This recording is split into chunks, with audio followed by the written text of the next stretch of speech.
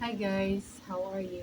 This is Win Simon vlog, and today we're going to have a topic about dengue fever. Our family is in grief now because what happened to our baby Gia, my niece, that she's like a daughter to me. She had a dengue fever last Thursday, and then next day, Friday, my sister took her to the hospital. And then at first it was just a fever, and but I was calling them before Thursday. My Gio was already having this abdominal pain, and then she said she can see some rashes in Gia's, but that time Gia doesn't have a fever yet. And then Thursday, the fever, I guess, the fever start, and then it doesn't go away within 24 hours, and then she took my niece to the hospital, and then the doctor told her that she has a dengue, and it was not just you know um, a mild dengue because last year Gia had already a dengue fever, and this year last week it was her second time having a dengue fever, and it was severe. She was I saw her at the hospital, and then she was on IV, and then her left arm already swelling, and then the right arm started to get swelling also, and her face also was already swelling. I, s- I talked to her and I told her that, Gia, you have to be strong. You have to be strong at to fight for that. Fight for that illness.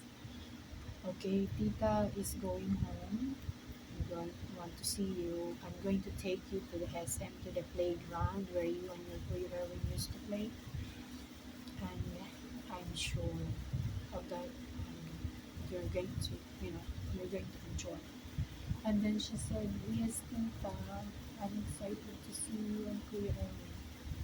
And then after that, she went back to sleep. She was so tired already. She was tired and sleepy, and she's in pain. She was having a fever, a headache, a body and joint pain, muscle pain. I still don't know what kind of pain she was having that time.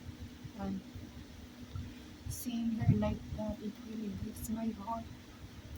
Gia is like a daughter to me, and because I don't have a daughter. She grew up with us when I was still in the Philippines. She was born in When she was born in the hospital, I was there. I was so happy seeing her cute face and body like an angel. And then after a few days, I mean the next day, we took her home, and she was really our little baby, our little angel. We were already living in Cavite, and my sister was still living in Taguig. So every weekend, when Erwin doesn't have school, we had to go back to Taguig to see her because I wanted to take care of her, carry her. I want to watch her grow up. So while she was growing up, she was like was like her second mom. And after few months, they moved to Cavite, and while my sister was still renovating the house, they live in our house. Well, Gia was still, I think she was 6 months old, something. And actually, she celebrated her first birthday in our house in Cavite, in phase 3. And I still remember those, their sweet smiles, those those eyes, those face, those cute little hands. And when she was growing up, she was happy to, see Tita is around with her, and Kuya Erwin and her other mom.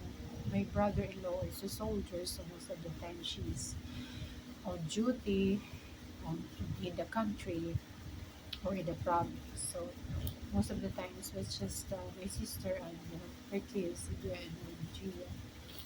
So every time, every weekend, if we have time, we have to go there with them, to see Gia and my other niece, Gwen. And she's very sweet, loving, and smart baby. So when I heard the news that she passed away last night, it was really heartbreaking.